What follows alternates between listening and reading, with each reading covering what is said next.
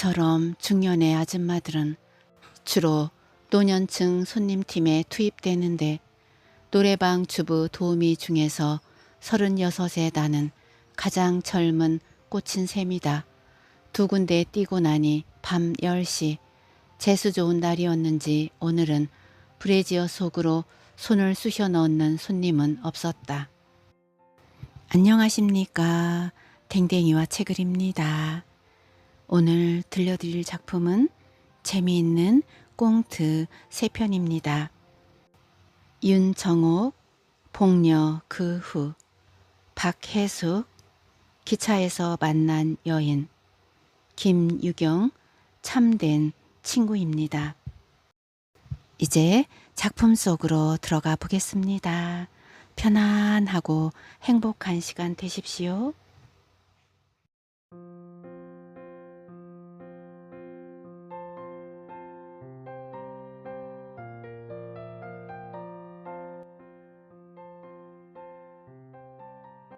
복녀 그 후, 윤정옥.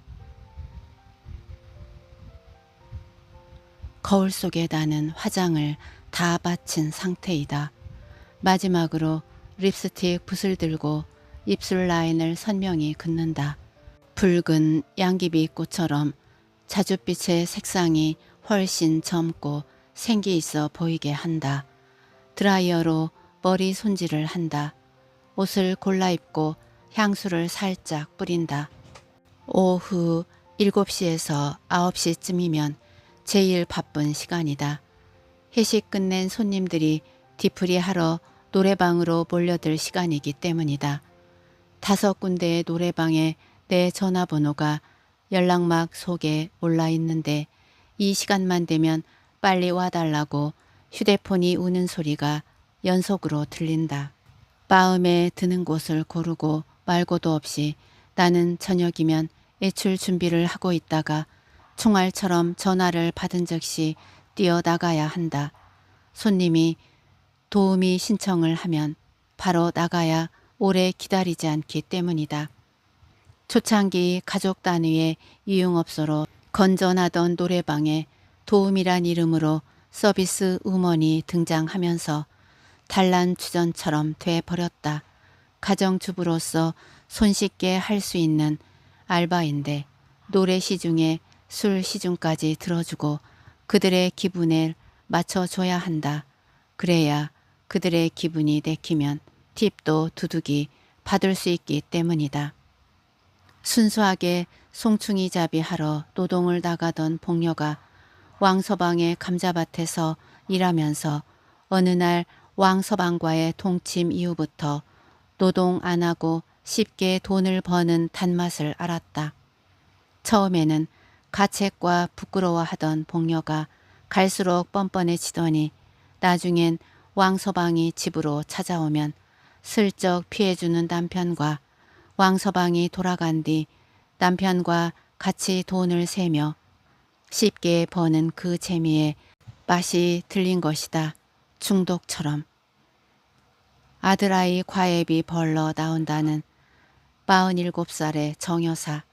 시부모 모시며 갈등을 일으키더니 잠시라도 갇혀서 시중 들기 싫다며 손님 없어도 일찌감치 저녁만 되면 나와서 서성대는 39살의 허여사. 남편 해외 장기 출장으로 심심해서 나왔다고는 하나 해 출장은 무슨 얼어 죽을. 나는 구조조정에 밀려나와 거실 소파에 틀어놓은 채 신문만 뒤적거리는 남편 꼴 보기 싫어서 나온다는 말은 차마 하지 못했다. 알량한 자존심 때문에. 경제적으로 무능한 남편은 애완위기 때부터 이제 나의 평생 십자가가 되어버렸다. 그래도 대기업 부장까지 했는데 라며 아무 일이나 안 하는 탓이다. 벌써 9년째이다. 나처럼 중년의 아줌마들은 주로 노년층 손님팀에 투입되는데 노래방 주부 도우미 중에서 36에 나는 가장 젊은 꽂힌 셈이다. 두 군데 뛰고 나니 밤 10시 재수 좋은 날이었는지 오늘은 브래지어 속으로 손을 쑤셔 넣은 손님은 없었다. 그들은 주로 음담 패설을 잘도 하는데 들었던 이야기도 옮기는 이의 입심에 따라 새로운 우스갯소리처럼 다시 웃을 수 있었다. 어찌 보면 늙은 자신들의 능력의 한계에 대한 아쉬움에서 나오는 것 같았다. 아니면 이젠 행위도 권태스럽고 입으로 떠들며 새로움을 추구하고 싶은 걸까. 젊은이들은 오히려 음담패설을 하지 않는다. 시장통 안에 그릇가게 옆에 있는 노래방 건물에서 나오는데 아이 우는 소리가 났다. 그릇가게 앞에서 6살 정도의 사내아이가 두 손을 싹싹 빌며 내려치는 매를 피하려 팔짝팔짝 뛰고 있었다. 눈물이 꼬질꼬질한 얼굴에 흐른다. 아이는 무슨 큰 죄를 저질렀는지 엄마에게 애걸하였고 아이 엄마는 걸레질 하던 마포대로 아이의 엉덩이를 내려치고 있었다. 참 무지막지하다는 시선으로 나는 그들 모자를 보고 있었다. 아이는 맞은 엉덩이를 두 손으로 감싸지며 매를 필사적으로 피한다. 내리치던 아이의 엄마는 어느 정도 분이 삭혀졌는지 다신 안 그럴 거지? 하고 눈을 부릅뜬다. 겁에 질린 아이는 고개를 끄덕이며 눈물을 꿀꺽꿀꺽 삼켰다. 엄마는 눈물로 범벅된 꼬질거리는 아이의 얼굴을 치맛자락으로 닦아준다. 엄마는 때린 아이가 안쓰러웠는지 주머니에서 동전 몇 푼을 꺼내 아이의 손에 쥐어주었다. 아이는 쏜살같이 시장통 안으로 내빼 버린다. 나는 아득히 사라진 어렸을 적 본 흑백 영화를 보는 듯 하였다. 걸음을 옮기는데 조금 전 아이가 한 손에 아이스크림을 든 채 엄마! 하고 달려가더니 해 웃으며 엄마의 치맛자락을 붙들고 먹는다. 아이의 엄마는 언제 때렸느냐는 듯 사랑스런 손길로 아이의 입가에 묻은 아이스크림을 닦아준다. 해 하고 웃던 아이에게 엄마는 매 맞아도 매달릴 수밖에 없는 믿음, 사랑, 그 전부였다. 흉내낼 수 없는 저 끈끈한 정. 엄마와 아이의 모습은 어제의 내 모습이다. 씁쓸한 표정으로 뒤돌아 마트에 들려 심부름으로 담배를 사들고 나오는데 검은 예제차 세단이 미끄러지듯 지나간다. 번쩍이는 광택이 현란한 불빛에 반사되어 눈을 찌른다. 나도 모르게 차 안을 들여다보니 우리 동네에서 주름 잡고 있는 병원장 부부였다. 나는 얼른 몸을 건물 안 계단으로 숨겼다. 툭 튀어나온 배가 마치 자신의 경륜을 달고 있기라도 한 듯 배를 내밀고 여유로운 모습으로 가끔 농담도 건네는 원장이 나를 기억하기 쉬울 터였다. 차가 사라져가는 뒤 꽁무니를 보면서 나는 저 자리에 앉히면 누군들 기부인 티가 안 나고 남편이 장관 자리에 앉으면 누군들 그 부인 역할 못할 바며 영부인 노르신들 못할 소냐. 얼마든지 능숙하게 해낼 수 있겠다. 어느새 나는 속으로 비아냥대고 있었다. 이어서 예제차의 세단 안에 거만하게 앉아있는 내 모습은 순식간에 그야말로 세련되게 어울렸다. 나는 영화의 한 장면을 보는 듯 하였다. 발걸음을 버스 정류장으로 옮긴다. 남편 모습이 떠오른다. 못난 인간, 못난 남편. 여학교 동창회에 나가봐도 남편이 잘 나가는 친구들은 목에 힘주고 어깨에 힘이 들어가 있다. 남편이 추풍 낙엽처럼 되어 별 볼 일 없어진 아이들은 그들을 보기 전에 시선이 먼저 아래로 내려 꽂혀 있다. 그 노릇을 남편들이 아는지 아마 내 남편처럼 모를 것 같다. 천하의 못난이 같으니라고. 부끄러웠던 복녀는 은근히 쉽게 벌 수 있는 알바를 어쩌면 다행으로 여기고 있는지도 모르겠다. 가정 경제가 더 어려워지면 새로운 도우미로 어느 누가 또 노래방으로 출근하게 될는지 모른다. 누가 현숙한 가정주부인지 접대부인지 외모로 봐선 구별할 수가 없다. 나는 늦은 시각에 집의 현관문을 열었다.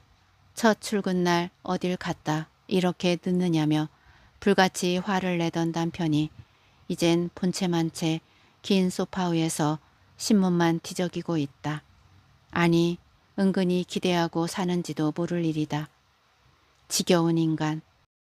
그래, 너는 복녀 남편 투야.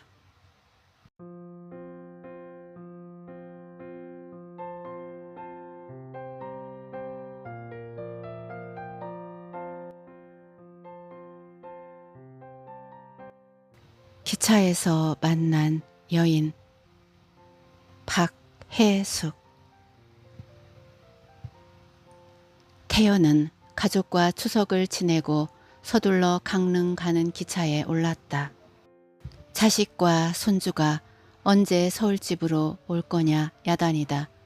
둔내만 넘어서면 답답해지며 그곳이 그립고 용평집에서 개들과 지내면 기양살이 같다. 아내는 뒤늦게 동해 바다가 보고 싶다고 예매하니 태연은 4호차, 경희는 8호차다. 늘 떨어져서 살아가는 그들 부부의 모습을 철로는 많이 닮았다. 오늘 또 부부는 평행선을 그으며 한 방향으로 달린다. 조상들께 성묘할 음식 찬압을 선반에 올리고 앉았다. 아직 기차는 출발 전인데 뒷자리 두 여인의 수다가 굉장하다. 오늘 여행은 망했다. 속상해서 휴대폰을 꺼내 사진이나 정리하며 가려는데 이야기가 마치 나한테 하는 것처럼 또렷이 들린다. 여인 둘이 여행을 하는가 보다.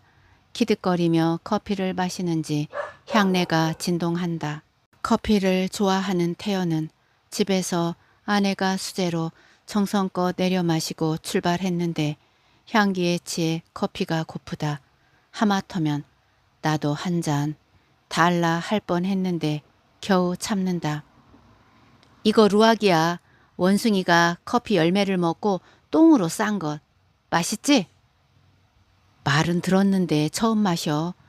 부잣집 사모님하고 여행하니 호강하네. 얜? 무슨. 난 너랑 여행하면 마음이 편해 좋더라. 가식이 없잖아. 옆에 아가씨는 시끄러운 어른들에 둘러싸여 재수 옴 붙은 표정이다. 뒤를 향해 째려보다 머리를 흔들더니 흘끔 쳐다본 나까지 노려본다. 태연은 딸보다도 어려 보이는데 괜히 안절부절한다. 미투 이후 남자들은 오해받을까봐 여자들이 많은 데는 전철을 타도 가지 않는다. 부스럭거렸다간 욕을 먹을 것 같아 휴대폰 사진을 정리하기 시작한다.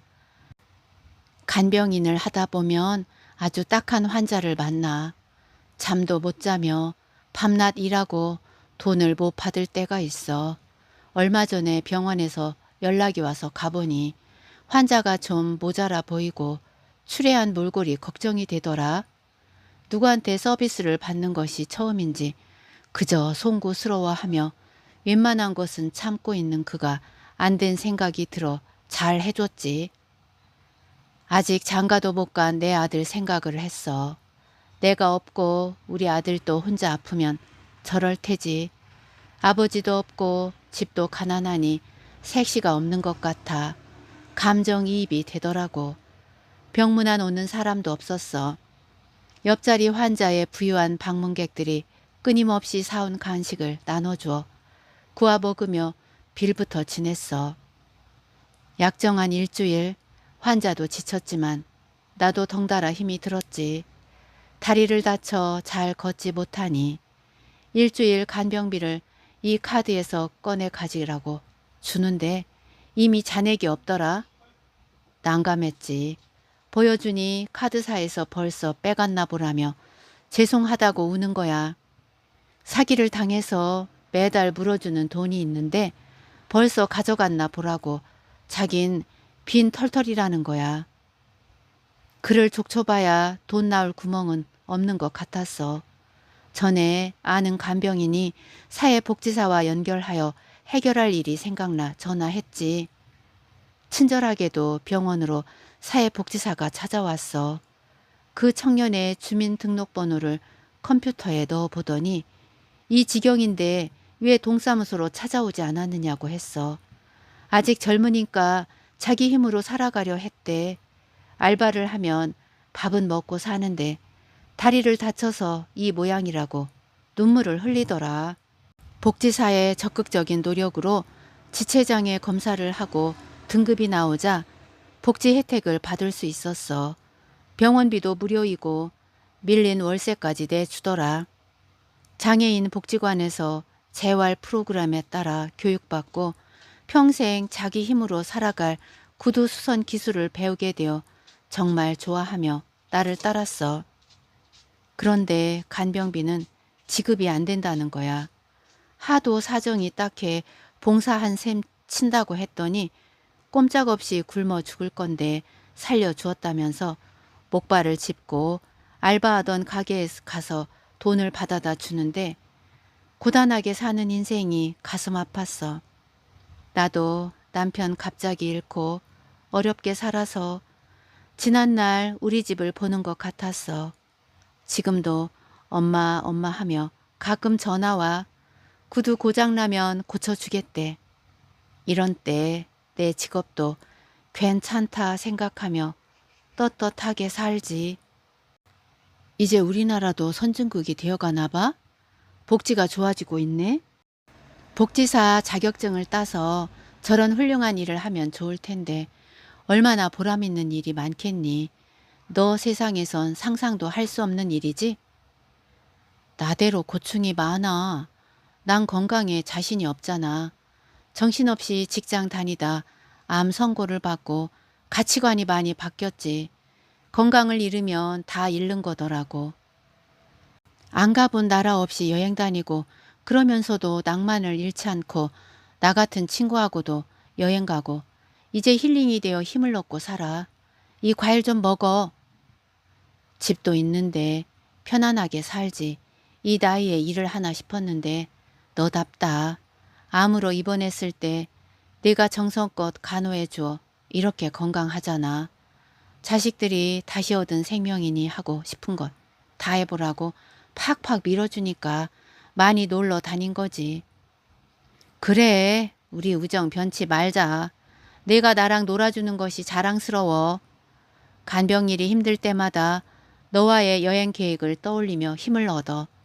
간병인 친구들이 너 모르는 사람 없다? 내가 막 자랑하지. 엄청 부러워해. 나도 내가 모르는 아픔도 많아. 혹시 전이가 되지는 않을까. 전전긍긍하며 정기검진을 다니지. 어찌 될지 모르니까 건강한 지금 좋은 것 보고 맛있는 거 먹고 예쁜 것 입으려고 해. 동창 중에 우리 둘이 과부가 되었으니 동병상련이지. 이거 너 주려고 이탈리아에서 사온 거야. 스카프. 우리 같이 쓰고 해변을 걷고 사진도 찍자. 서로 스카프를 매주는지 웃는 소리가 가득하다. 태연은 오대산역에 곧 도착한다는 안내 방송을 듣고 깜짝 놀란다. 1시간 40분을 오는데 한 번도 끊어지지 않은 얘기에 취해 있었다. 이야기 속 그녀들의 얼굴이 궁금했다.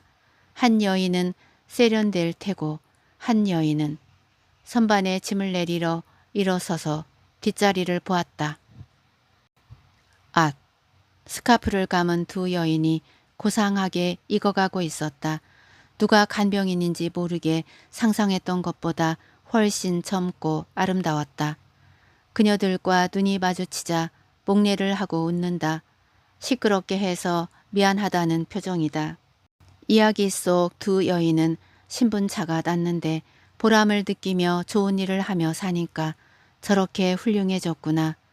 40살 이후 자기 얼굴에 책임을 지라던데 요즘 옷들도 잘 입고 직업에 기천이 없어졌다. 3만 불 시대 국민답게 당당하게 하고 싶은 일 하며 산다. 각자의 위치에서 진실되게 살아가는 여인의 모습을 확인하며 트랩을 내려온다. 기차 여행은 인생살이를 많이 닮아 있다. 기차는 저마다의 애완을 싣고 정처 없이 종착점을 향해 달린다. 사람들은 목적지에 오면 자기 앞에 놓인 생의 무게를 감당하며 저 갈대로 흩어진다. 수명이 다하면 삶의 무대에서 호련히 내려와 어딘지도 모르는 곳으로 가듯이 8호차에서 내린 아내가 손을 흔든다. 바다를 좋아하는 그녀는 보름달 같은 얼굴에 작은 키, 통통하게 나온 배, 그래도 웃는 모습이 일품이다. 세상을 끌어안은 듯 넉넉하고 인정어린 모습의 그녀가 평생을 건설 현장을 따라 국내 구석구석 중동까지 방랑하며 힘들게 했는데도 날 것 그대로 풋풋해 보인다. 아내에게는 어딘가 모르게 소녀 티가 난다. 저 나이에 귀엽다. 태연은 아내가 마음도 몸도 다치지 않게 돌담이 되어 비바람을 막아주리라 생각하며 손을 잡는다. 그의 친구들 중 아내가 죽으면 5년 안에 가버린 친구가 넷이나 된다. 부부가 해로하는 게 큰 복이다. 100세 시대라고 해서 아직 인생이 많이 남은 것 같았는데 통계를 보니 깜짝 놀랐다. 살아있을 확률이 정말 낮았다. 인구의 반이 수도권에서 사는데 집을 두고 산골에서 사느라 저 여인을 힘들게 하고 있다. 당신 손이 왜 이리 따뜻해? 아내가 올려다보며 활짝 웃는다. 아까 두 여인보다 더 화사하다.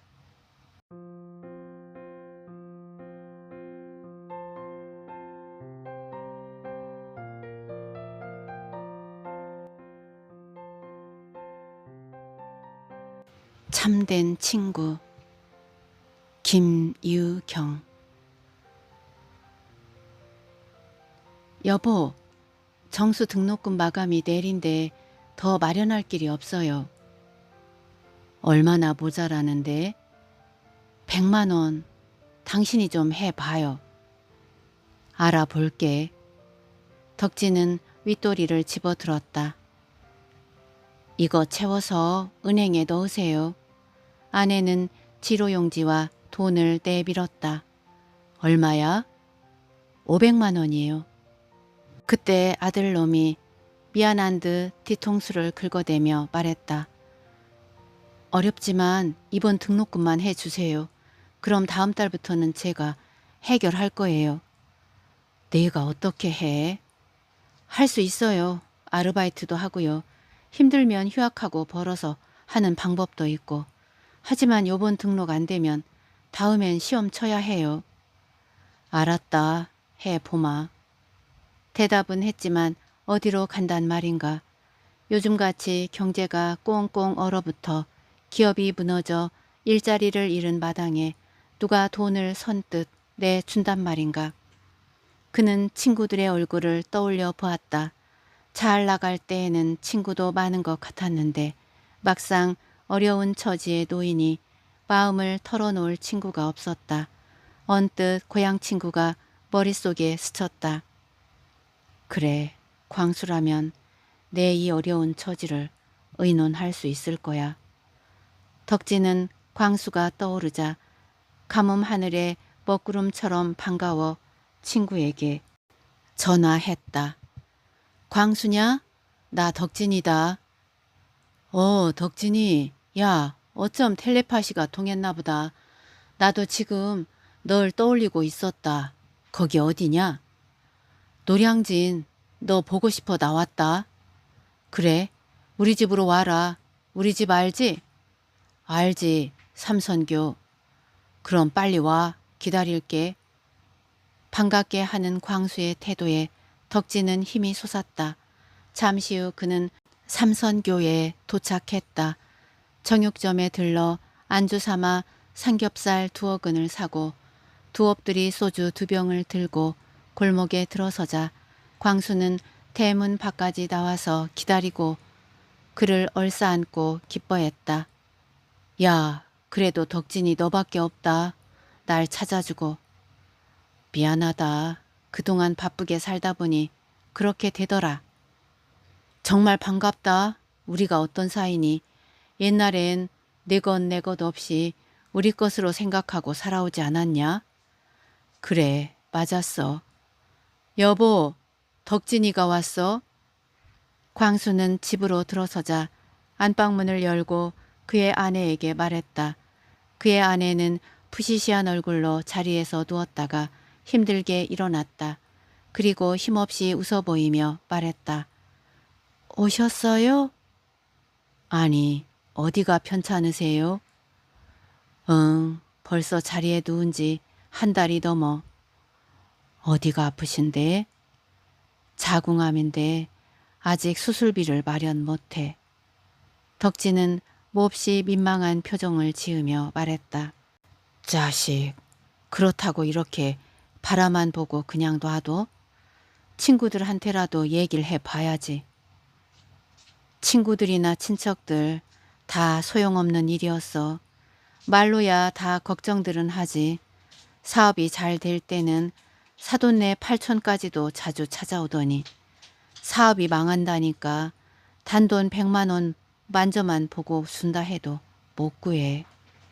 다 그러는 거라고. 근데 무슨 일 있는 거야? 우리 집을 다 오고. 무슨 일은 너 본지 하도 오래돼 궁금해서 왔지. 덕진은 그 역시 아들놈의 등록금 때문에 찾아왔다는 말을 차마 할 수가 없었다. 그는 주머니 속에 채우지 못한 돈을 몇 번이나 만져보았다. 하지만 초롱초롱한 아들놈의 눈빛이 떠올라 그 돈을 선뜻 내놓을 수 없었다.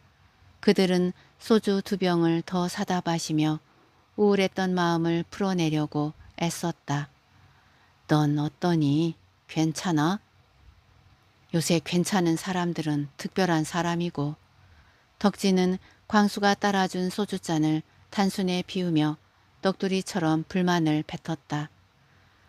그렇잖아도 오늘 너한테 가려던 참이었다. 내가 오기는 잘 왔구나. 그런데 애들은? 그는 집안을 둘러보며 말했다. 응, 장모님한테 임시 맡겼어. 광수는 남매 사진을 멀거니 바라보았다. 넌 장가를 늦게 갔지? 애들이 몇 살이지? 12살, 10살. 참, 이런 일이 없어야 되는데 수술 빨리 서둘러라.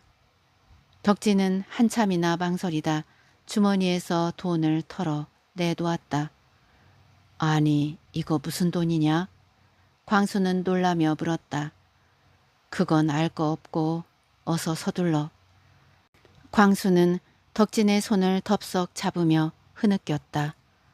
자식, 울기는? 여보, 이것 봐.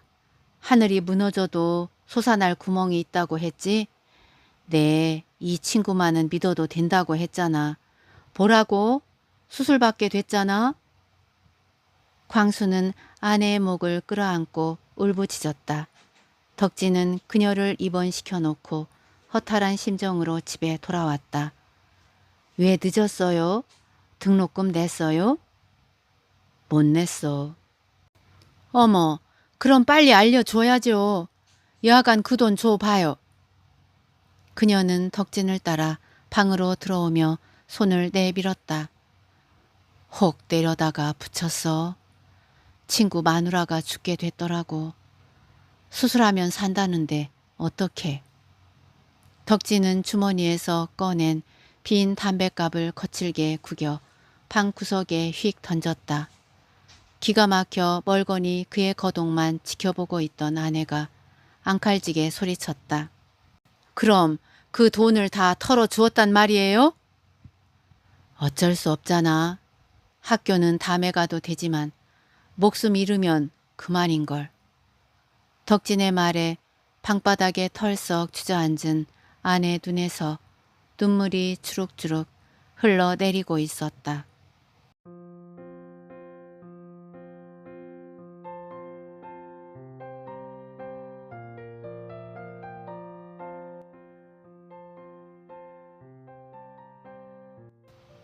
작품 잘 감상하셨는지요? 아들의 등록금을 친구 아내의 병원비로 주어버렸군요. 할 말이 없습니다. 아들의 대학 생활과 친구 아내의 생명은 저울질 할 수가 없네요. 둘 다 간절하고 소중하니까요. 아들은 다음에 학교에 가도 되지만 목숨을 잃으면 그만이라고 했지요. 가만히 생각해 보니 덕진의 말이 맞는 것 같습니다. 하지만 어쩌죠? 덕진은 두고두고 아내의 원망과 잔소리를 들어야 할 것 같아요. 끝까지 함께 해주셔서 고맙습니다. 다음 작품으로 또 만나요.